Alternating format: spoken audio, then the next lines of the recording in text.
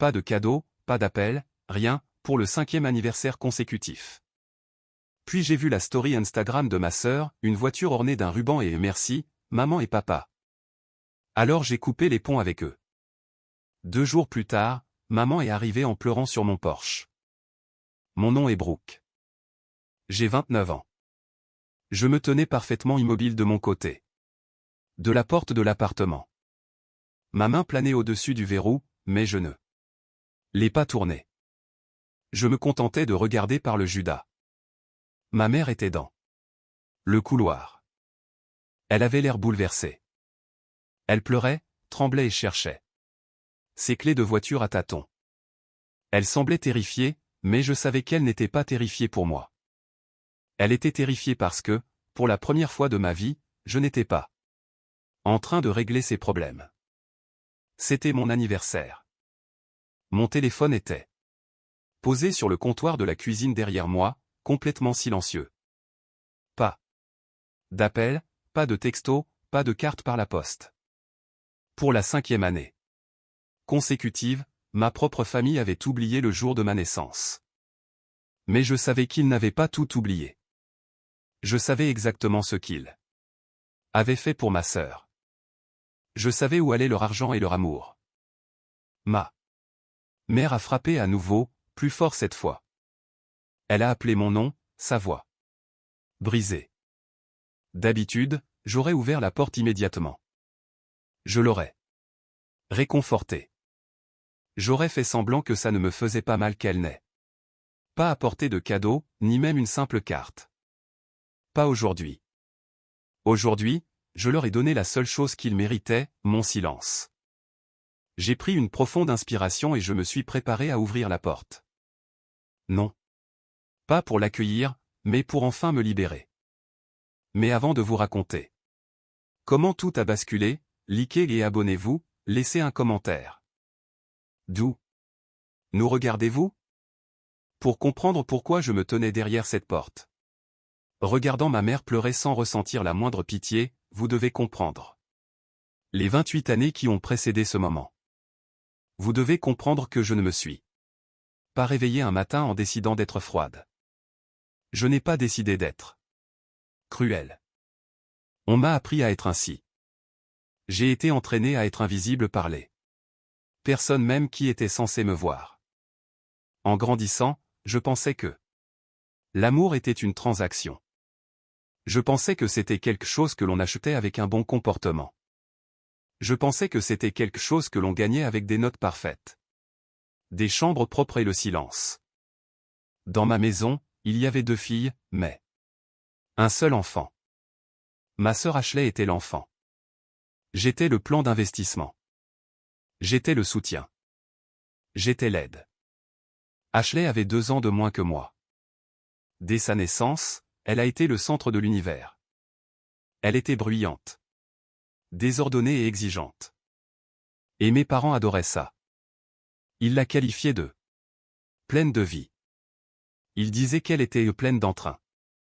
Quand elle dessinait sur les murs avec un marqueur indélébile, ils riaient et prenaient une photo. Quand elle ratait un examen de mathématiques, ils engageaient un tuteur privé et l'emmenaient manger une glace pour la réconforter. Quand je rapportais un bulletin scolaire avec des notes parfaites, mon père se contentait de hocher la tête. Il parcourait la feuille, cherchait une erreur, et quand il n'en trouvait pas, il la posait sur le comptoir. Bien, disait-il. C'est ce que nous attendons, Brooke. C'était tout. Pas de glace, pas de célébration, juste le lourd poids des attentes.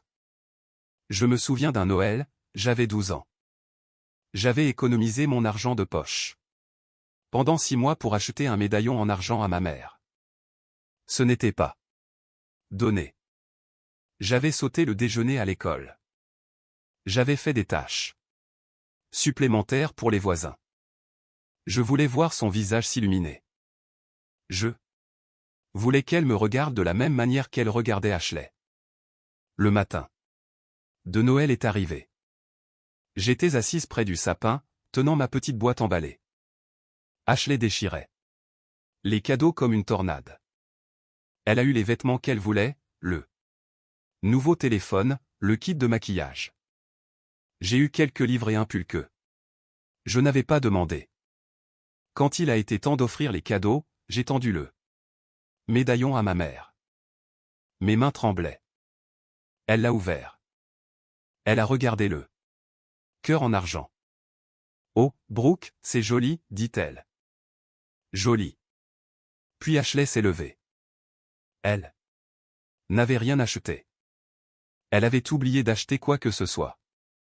Elle a attrapé un morceau de papier cadeau par terre, l'a froissé en boule et l'a jeté à mon père en plaisantant. Mon cadeau, c'est ma présence, a-t-elle crié en riant. Mes parents ont éclaté de rire. Ma mère la serra fort dans ses bras, embrassant le sommet de sa tête. Tu es un cadeau, H. Tu le es vraiment. Je suis resté là, avec mon joli médaillon, me sentant comme si j'avais disparu. C'était la dynamique. Ashley existait. C'était suffisant. Je travaillais, j'essayais, je donnais, et ce n'était jamais assez. En vieillissant, cela n'a fait qu'empirer. Le favoritisme est devenu financier. Il est devenu flagrant. Je travaillais 2 emplois à l'université pour payer mes frais de scolarité. Je vivais dans une petite chambre d'étudiant avec 3 autres filles. Je mangeais des nouilles instantanées. Je n'ai jamais demandé un sou à mes parents, car je connaissais la réponse. Ils disaient toujours que l'argent était rare. Ils disaient qu'ils économisaient pour leur retraite, mais Ashley est allée dans une université privée hors de l'État. Mes parents ont payé ses frais de scolarité. Ils ont payé ses cotisations de sororité. Ils ont payé ses voyages de printemps au Mexique. Quand j'en ai parlé à ma mère une fois, juste une fois, elle est devenue défensive. Brooke, tu es si indépendante, a-t-elle dit, comme si c'était un compliment. Tu sais prendre soin de toi, Ashley. Elle a besoin d'un peu plus d'aide. Elle est sensible. Sensible était leur mot de code pour gâter. Indépendante était leur mot de code pour négliger. Je l'ai accepté. J'ai ravalé la blessure parce que je pensais que si je continuais à être la bonne fille, il finirait par le remarquer. Finalement, la situation s'équilibrerait. Je suis devenu le filet de sécurité de la famille. Quand mon père avait besoin d'aide pour comprendre ses impôts, il m'appelait. Quand ma mère avait besoin que quelqu'un la conduise à un rendez-vous chez le médecin parce qu'Ashley était trop occupée avec ses amis, elle m'appelait. Et je disais toujours oui. Je disais oui parce que j'étais désespéré pour ces trajets en voiture. J'étais désespéré pour ces quelques minutes où ma mère était coincée sur un siège à côté de moi, forcée de me parler. Je lui posais des questions sur sa journée. Je lui parlais de mon travail. Elle écoutait, mais ses yeux étaient toujours sur son téléphone, vérifiant les médias sociaux d'Ashley. As-tu vu ce que ta sœur a posté, m'interrompait-elle. Elle est dans un si joli restaurant. Regarde ses cheveux. Oui, maman. C'est joli. Je n'ai jamais haï Ashley. C'est ça. Le triste. J'essayais d'être une bonne grande sœur, mais Ashley a appris de mes parents. Elle a appris que j'étais là pour être utilisée. L'année dernière, le compte d'épargne partagée a été créé. C'était l'idée de mon père. Il a dit que la famille avait besoin d'un fonds de prévoyance. Il a dit que nous devrions tous y contribuer. Nous sommes une équipe, a-t-il dit au dîner. La famille soutient la famille. J'ai versé 5 cents chaque mois. C'était un effort. Pour moi. J'économisais pour une maison, mais je voulais faire partie de l'équipe. Je voulais prouver ma loyauté. Ashley n'a rien mis, pas un centime. Elle commence. Juste, Brooke, a dit mon père quand j'ai vérifié le relevé. Donne-lui du temps. J'ai vu le solde augmenter. La majeure partie était mon argent. Je me sentais fier. Je pensais, regardez ça. Je prends soin de nous. Je ne savais pas alors que je n'économisais pas pour un jour de pluie. J'économisais pour mon propre chagrin. Plus je vieillissais, plus le silence grandissait. Mes anniversaires devenaient de moins en moins importants. Pour mon 21e anniversaire, ils ont envoyé une carte une semaine en retard. Pour mon 25e anniversaire, ils sont venus dîner, mais ont passé tout le temps à parler des problèmes de petit ami d'Ashley. Mais je continuais d'essayer. C'est moi qui organisais leurs fêtes d'anniversaire de mariage. C'est moi qui achetais les cadeaux de la fête des pères et signais le nom d'Ashley sur la carte parce qu'elle avait oublié. J'entretenais ma propre maltraitance. Je leur enseignais qu'ils pouvaient me traiter comme un meuble. Utile, nécessaire, mais complètement ignoré jusqu'à ce qu'ils aient besoin de s'asseoir. Je pensais que je pourrais le faire pour toujours. Je pensais que j'étais assez forte pour être celle qui n'était pas aimée. Je pensais que c'était mon rôle dans la vie. Mais tout le monde a un point de rupture. On ne peut être invisible que pendant un certain temps avant de commencer à se demander si on existe vraiment. Le point de rupture n'est pas venu avec un cri. Il n'est pas venu avec une dispute. Il est venu avec une notification. Hier, c'était mon 29e anniversaire. J'avais pris un jour de congé. Je n'avais pas de grand projet. Je voulais juste une journée tranquille. Mais au fond de mon cœur d'enfant qui n'apprend jamais, j'attendais. Je me suis réveillé. À 7 heures. J'ai vérifié mon téléphone. Rien. Ce n'était pas grave. Il était tôt. J'ai fait du café. Je me suis assise près de la fenêtre. J'ai regardé les gens promener leurs chiens. J'ai vérifié mon téléphone à 9 heures. Rien. Pas de message, joyeux anniversaire de maman. Pas d'appel de papa. Pas de même drôle d'Ashley. À midi, le silence devenait assourdissant. J'ai commencé à leur trouver des excuses. C'est un mardi, me suis-je dit, ils sont au travail. Maman est occupée avec son club de jardinage. Papa est probablement en réunion. Ashley est. Eh bien, Ashley est Ashley. Je suis sorti déjeuner seul. J'ai acheté un sandwich. J'ai gardé mon téléphone sur la table, face visible. Chaque fois qu'il vibrait, mon cœur bondissait. C'était un email indésirable. C'était une notification de travail. C'était une alerte météo. Ce n'était jamais eux. À 18 heures, le soleil se couchait. L'appartement devenait sombre. Je n'avais pas allumé les lumières. J'étais juste assise sur mon canapé, fixant l'écran de télévision éteint. La douleur commençait à se transformer en autre chose.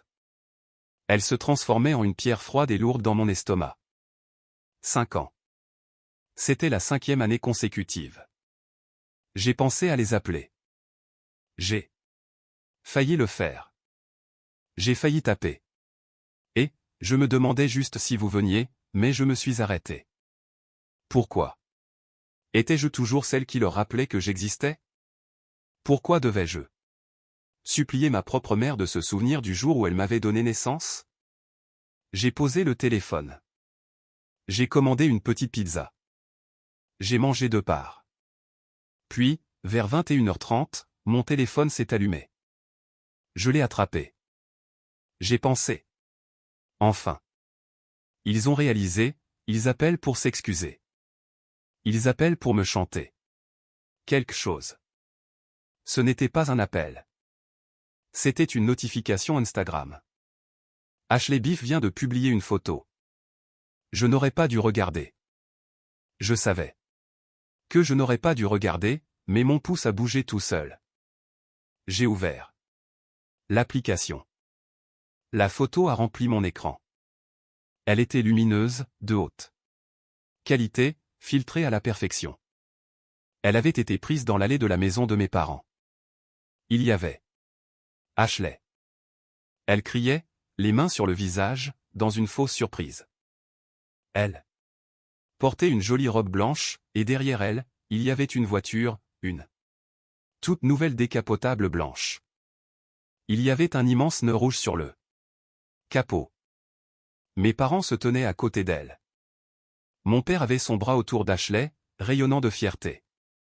Ma mère tenait un trousseau de clés, riant. Ils avaient l'air si heureux. Ils avaient l'air d'être la famille parfaite. J'ai lu la légende. Les meilleurs parents du monde. Voiture éblouissante.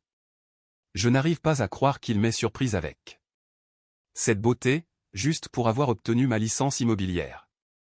Je suis littéralement la fille la plus chanceuse du monde. Je vous aime tellement. Nouvelle voiture bénie objectifs familiaux.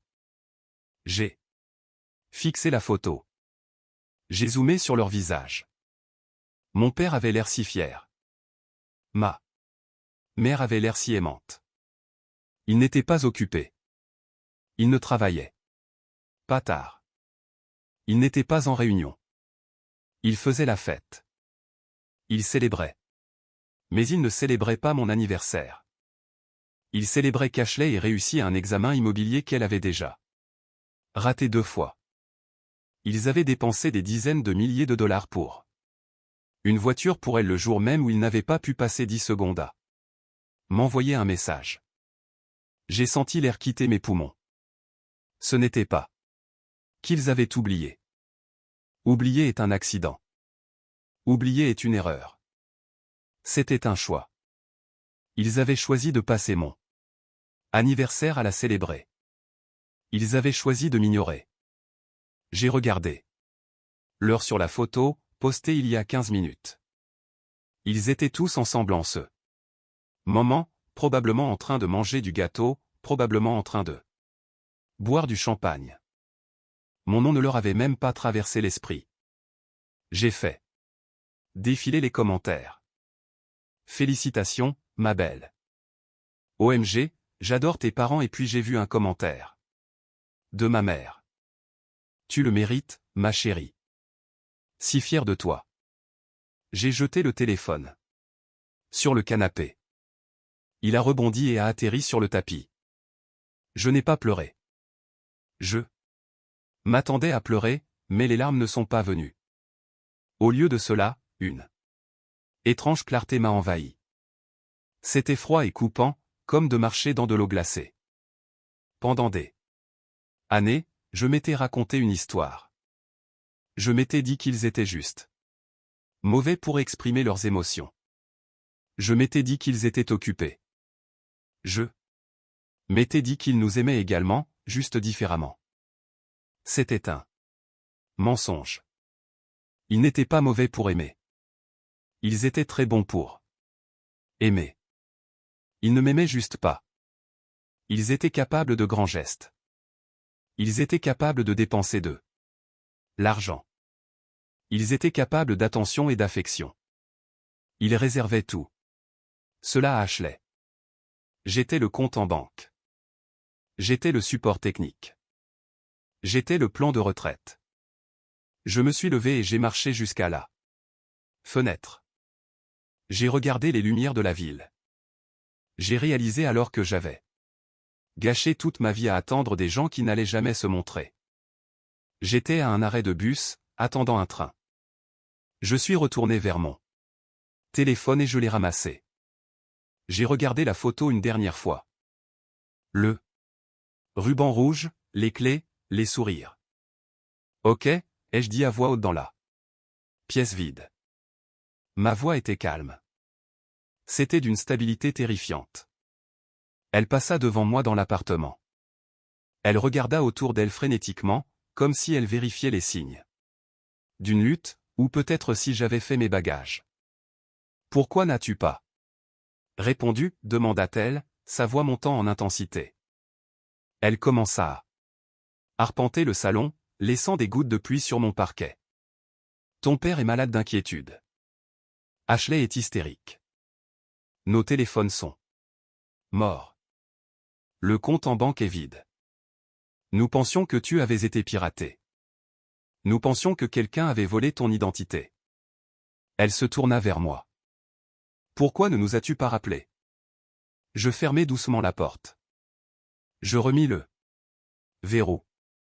Je n'ai pas appelé parce que je ne voulais pas te parler, ai-je dit. Elle arrêta de faire les 100 pas. Sa bouche s'ouvrit légèrement, mais aucun mot n'en sortit. Elle cligna des yeux, de l'eau coulant de ses cils. Quoi? Parvint-elle enfin à dire. Brooke, de quoi parles-tu? Nous sommes ta famille. Assieds-toi, maman, dis-je. Je montrai le fauteuil, pas le canapé où j'étais assise. Le seul fauteuil de l'autre côté de la pièce. Elle s'assit lentement, perchée sur le bord du siège comme si elle était prête à s'enfuir. Elle essuya son visage avec le revers de sa main.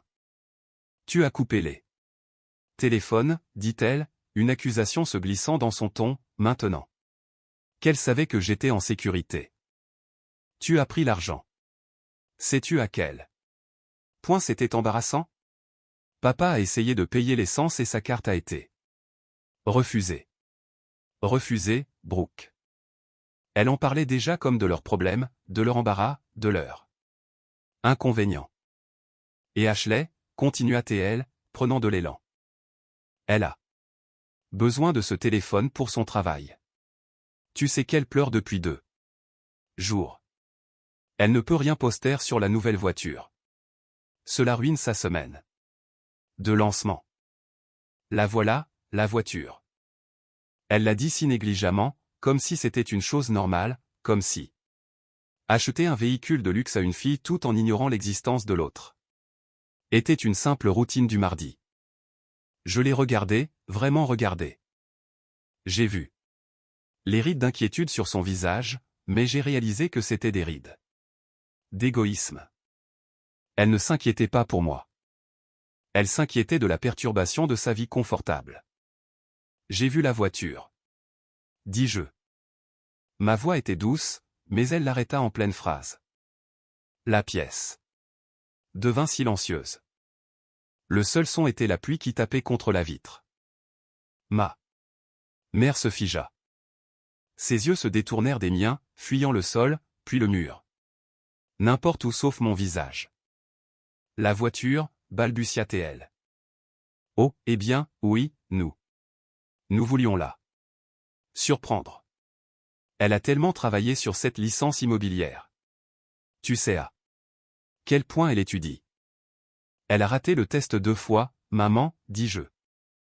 Et elle a étudié pendant 3 semaines au total. Elle a de l'anxiété, claqua ma mère, immédiatement sur la défensive. C'est plus difficile pour elle. J'ai vu la voiture, ai-je répété, ignorant son excuse. J'ai vu la photo. Sur Instagram, le ruban rouge, les ballons, les sourires. Je me suis approché du comptoir de la cuisine et j'ai pris mon téléphone. Je l'ai déverrouillé. J'ai ouvert la photo que j'avais enregistrée. Je l'ai tenue devant son visage. Tu as l'air si heureuse, ai-je dit. À quelle heure cela a-t-il été pris? Elle plissa les yeux vers l'écran. Je ne sais pas. Mardi soir. Pourquoi est-ce important? Mardi soir.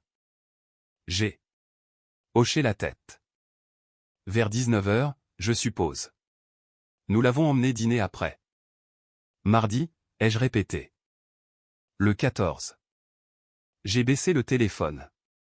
Je l'ai regardé. Droit dans les yeux. Sais-tu ce qui s'est passé d'autre mardi, maman? Elle avait l'air vide. Elle ne savait vraiment pas.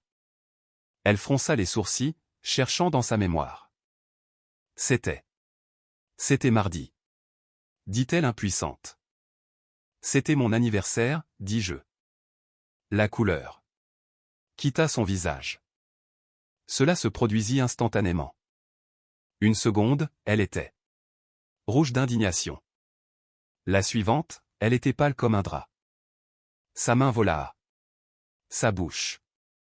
Oh mon Dieu, murmura-t-elle. 5 ans, dis-je. Je n'ai pas crié. Je n'ai pas hurlé. J'ai juste énuméré les faits.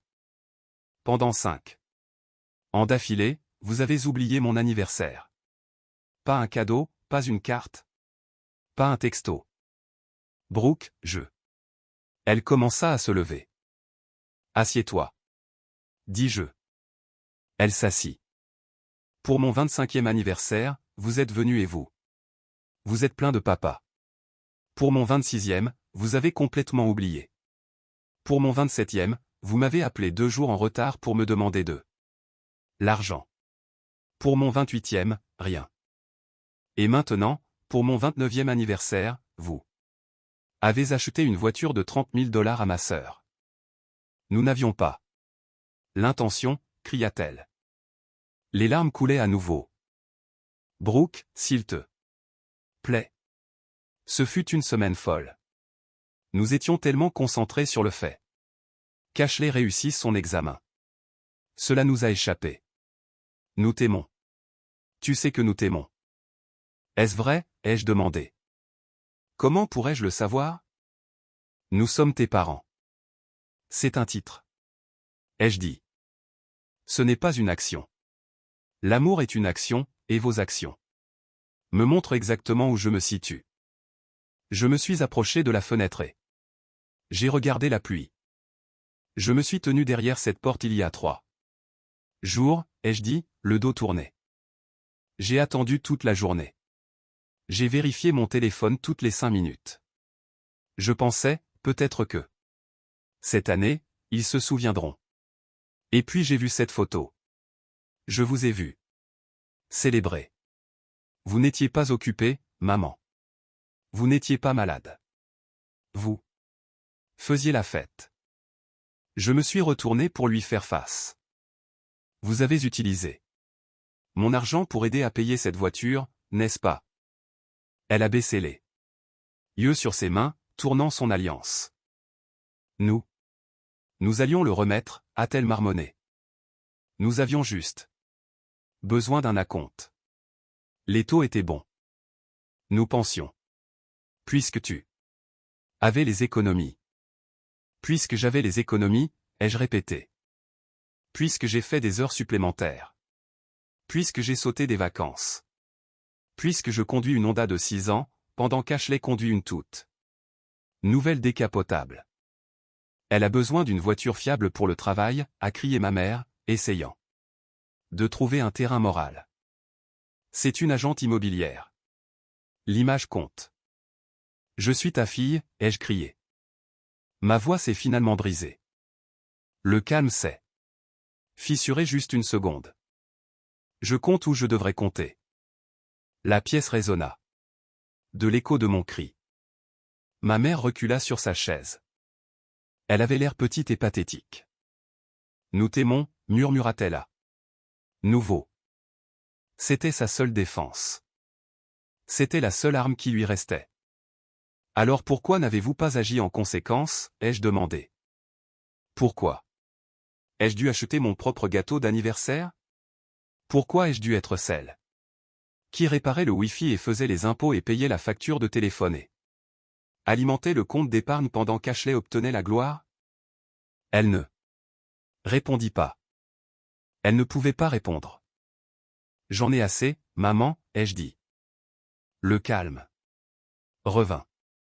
Je résilie le forfait téléphonique définitivement demain. L'argent du compte d'épargne est à moi. J'ai les relevés bancaires pour prouver que chaque dépôt provenait de ma fiche de paie. Il reste sur mon compte. Tu ne peux pas faire ça, dit-elle, sa voix tremblante. Nous comptons sur ce compte. Que se passe-t-il si quelque chose arrive? Alors vous appelez Ashley, dis-je. Elle a une nouvelle voiture. Peut-être qu'elle peut la vendre. Ma mère me regarda avec horreur. Elle réalisa enfin que je ne faisais pas une crise de colère. Je ne cherchais pas des excuses pour passer à autre chose. J'y mettais fin. Tu nous coupes les ponts? Demanda-t-elle, sa voix à peine audible. À cause d'un anniversaire? Non, dis-je, pas à cause d'un anniversaire. À cause d'une vie. Ma mère me fixa la réalité de ce que j'avais dit s'enfonçait lentement et lourdement, comme la pluie dehors. Elle regarda à nouveau mon appartement, mais cette fois, elle ne cherchait pas des indices. Elle le regardait comme si elle le voyait pour la dernière fois. Tu ne peux pas faire ça, plaida-t-elle. Sa voix était mince, désespérée. Nous sommes une famille. On ne démissionne pas de sa famille. Je n'ai pas démissionné, dis-je. J'ai été viré. Vous m'avez viré il y a longtemps, maman. Vous m'avez juste gardé pour nettoyer le désordre. Elle se leva. Elle s'approcha de moi, les mains tendues, les paumes vers le haut. C'était la pose d'une mendiante. Brooke, s'il te plaît. Je suis désolé. D'accord. C'est ce que tu veux entendre? Je suis tellement désolé, nous avons tout gâché. Nous avons oublié. Nous allons nous rattraper. Nous ferons un grand dîner ce week-end. Juste nous. Pas Ashley. Nous te célébrerons. Je l'ai regardé.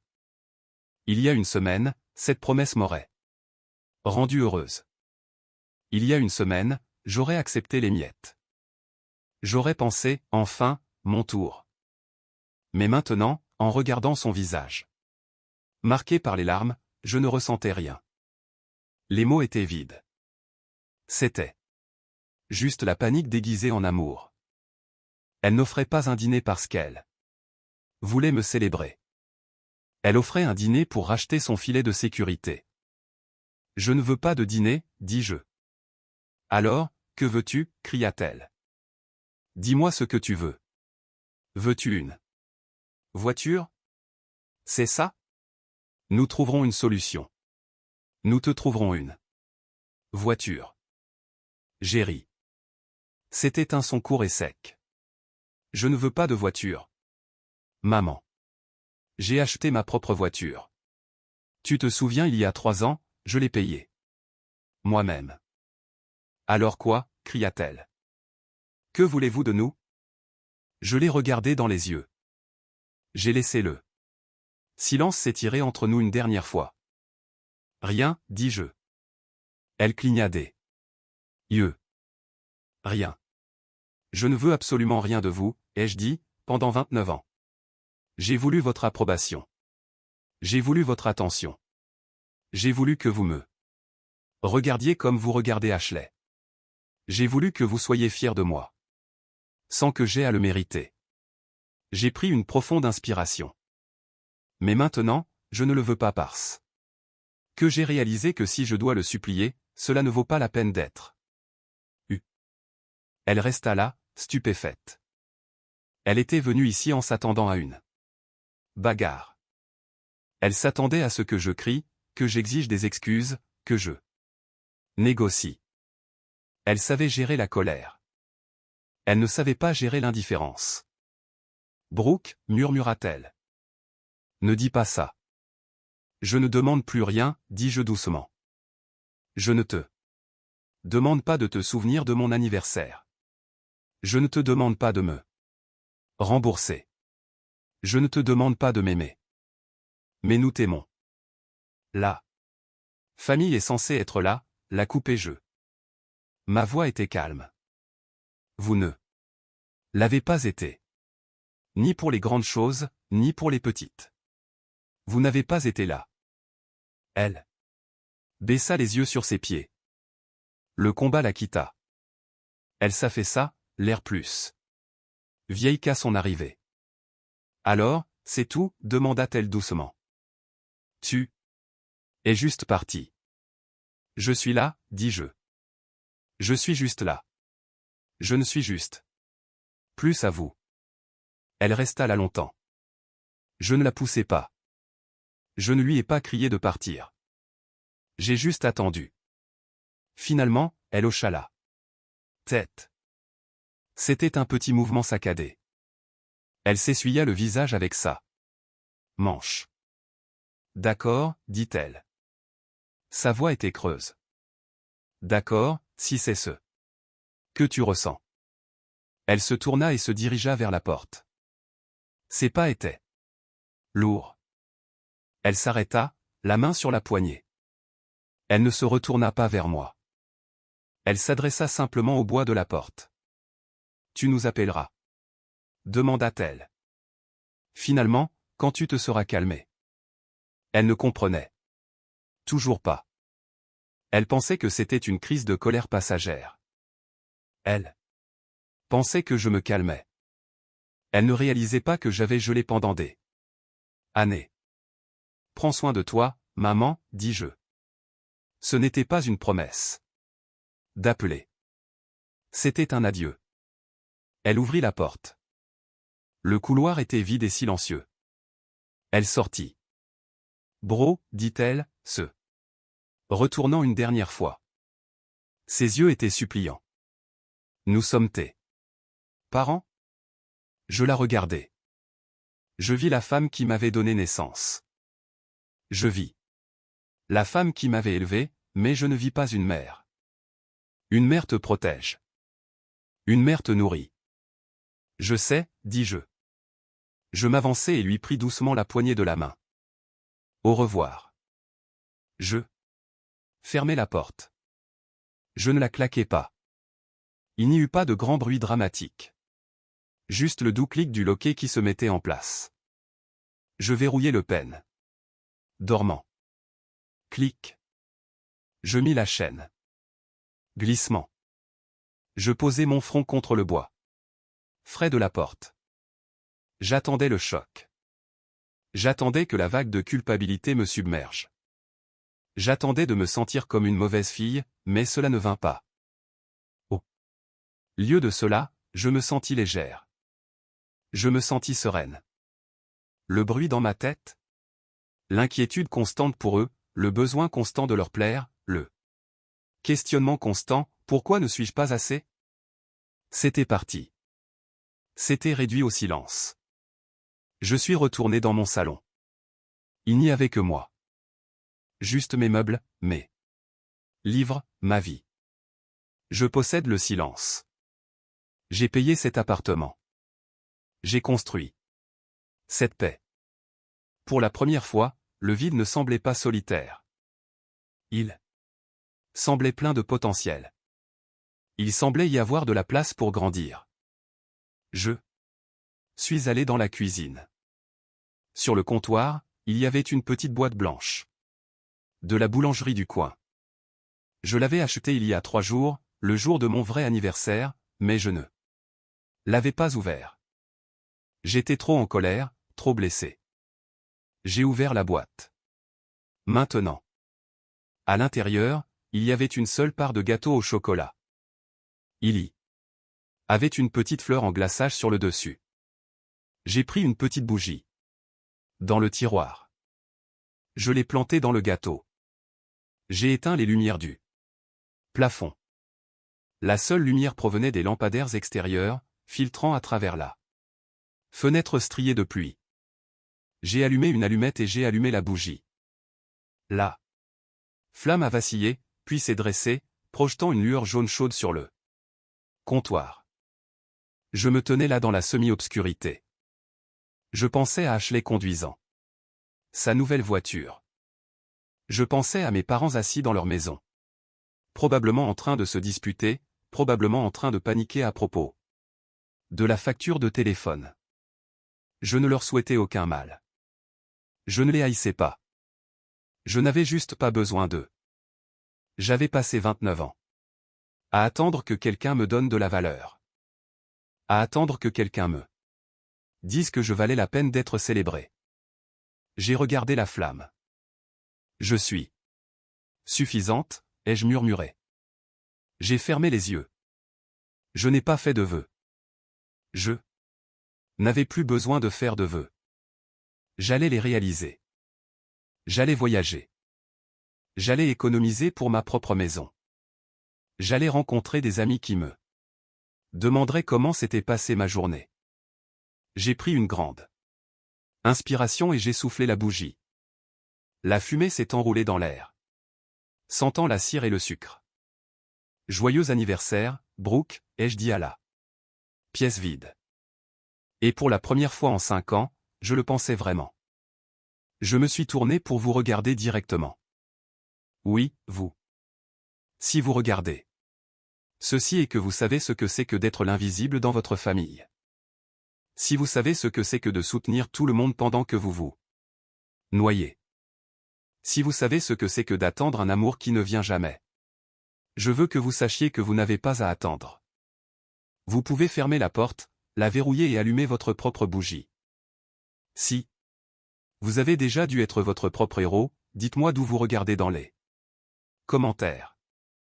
Et assurez-vous de vous abonner pour ne jamais manquer ce qui se passe ensuite. Parce que croyez-moi, ma vie ne fait que commencer.